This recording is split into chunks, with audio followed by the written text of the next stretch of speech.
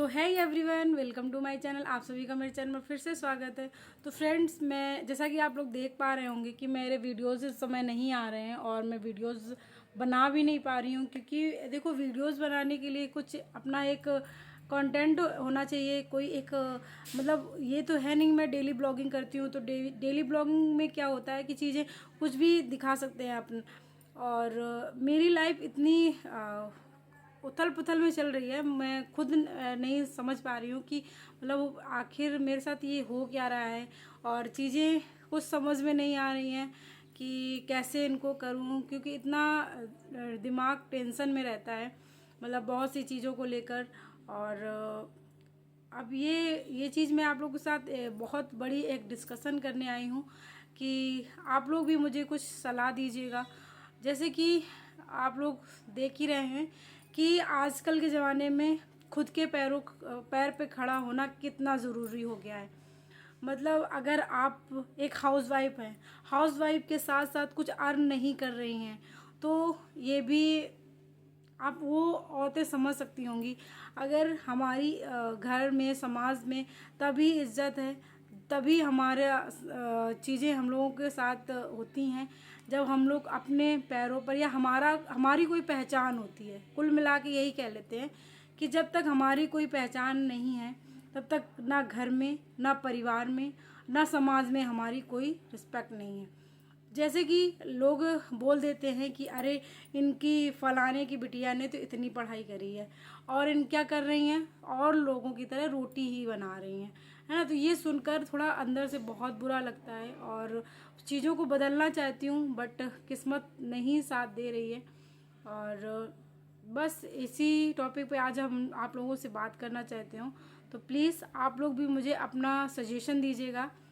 मैंने कुछ अपना डिसीजन लिया है, जैसे कि आप लोग पता है कि मैं शिक्षक भर्ती की तैयारी कर रही थी। शिक्षक के लिए मैं अपना पूरा अपनी तरफ से फुल 100% दे रही हूँ, बट मुझे वैकेंसीज़ कहीं दूर दूर तक नज़र नहीं आ रही है। सिर्फ अफवाह में सुनने को मिल जाता है कि वैकेंसी आने वाली है। देखो, मेहनत करना अपने ऊपर है और बाद में सिलेक्शन होना ना होना ये तो किस्मत की बात है। बहुत से ऐसे धनुवर बैठे हैं जो इतनी अच्छी अच्छी जिनकी तैयारी है, जितने साल से वो तैयारी कर रहे हैं, फिर भी अभी उनका सिलेक्शन नहीं हो पाया है ना। तो यही चीज़ें हैं कि अगर कोई पढ़ने में ठीक ठाक भी है, उसका सिलेक्शन हो जाता है, तो वो किस्मत पे डिपेंड करता है। मेहनत तो सभी करते हैं, बट कुछ लक भी अपना साथ देता है। तो यही मैं मतलब सोच में रहती हूँ कि कैसे क्या करूँ, कि बस मुझे कुछ नहीं, अपनी एक पहचान चाहिए इस समाज में। मुझे अपनी खुद की एक पहचान चाहिए। मैं दूसरों के नाम से या दूसरों के उससे ना जानी जाऊँ, मैं अपने नाम से जानी जाऊँ। मुझे बस ये चीज़ है। तो मैंने मतलब शिक्षक भर्ती की प्रिपरेशन तो साथ में चलती ही रहेगी।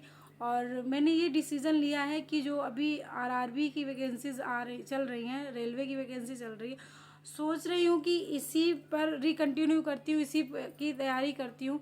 क्योंकि देखो, जो भी शिक्षक भर्ती की और ये कंपटीशन एग्ज़ाम की तैयारी कर रहा होगा, उसको अच्छे से पता होगा कि हमारे क्या जो भी टीचर की सिलेबस रहता है और जो अदर कंपटीशन एग्ज़ाम के सिलेबस रहता है वो बहुत ही डिफरेंट है।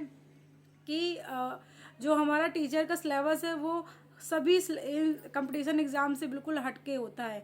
तो अगर मैं इस कंपटीशन एग्ज़ाम में घुस जाऊंगी तो मैं अपना 100% टीचर की वैकेंसी में नहीं दे पाऊंगी। इसी चीज़ में मैं मतलब सोच सोच के मैं परेशान हो गई हूँ। तो आप लोग प्लीज़ मुझे कुछ सजेशन दीजिएगा, जो भी लोग मेरे वीडियोस देख रहे हों।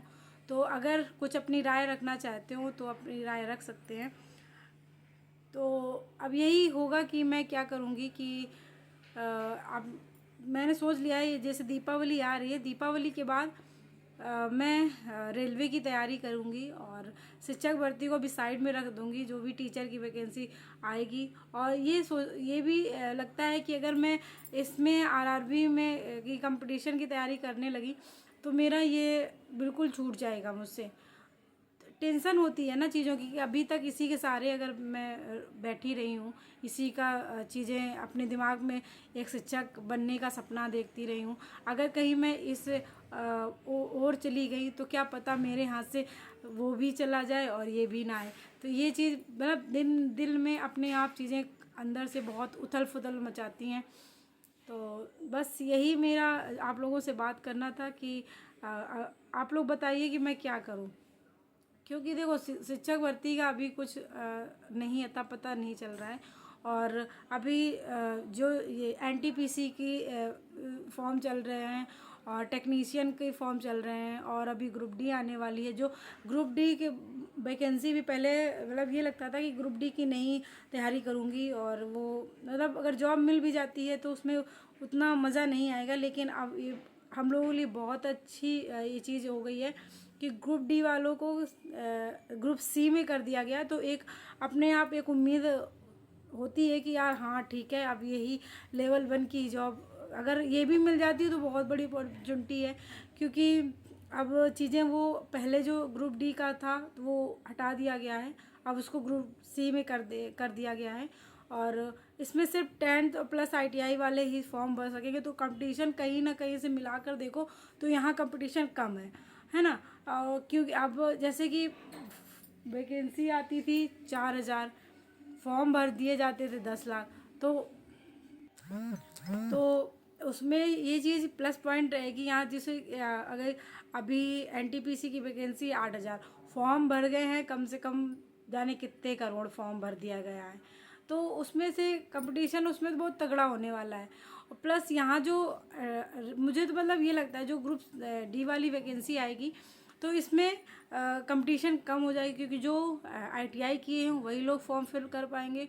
तो अब मुझे लगता है कि यहाँ पे और अदर लोग नहीं फॉर्म भर पाएंगे, क्योंकि बहुत से लोग जो बीटेक एमटेक वगैरह वगैरह वाले लोग रहते थे वो लोग भी यहाँ फॉर्म भर देते थे। इससे सीट ले लेते थे, 1-2 महीने बाद जॉब करते, इसके बाद वो छोड़ देते हैं। ये चीज़ें चल रही हैं। तो आप लोग बिल्कुल मुझे बिल्कुल सलाह दीजिएगा कि मैं क्या करूं। मैं सोच रही हूं कि मैं अब रेलवे की तैयारी करूंगी, और आप लोगों को मेरे वीडियोस में रेलवे की प्रिपरेशन के बारे में पता चलता रहेगा। जो भी रेलवे की तैयारी कर रहे हो प्लीज़ मुझे कमेंट करके अपनी राय दें, ठीक है। तो आज के लिए इतना ही, और अपनी राय ज़रूर बताइएगा। वीडियो को लाइक करें, चैनल को सब्सक्राइब करें, और मुझे ऐसे ही मोटिवेट करते रहें। मिलते हैं नेक्स्ट वीडियो में।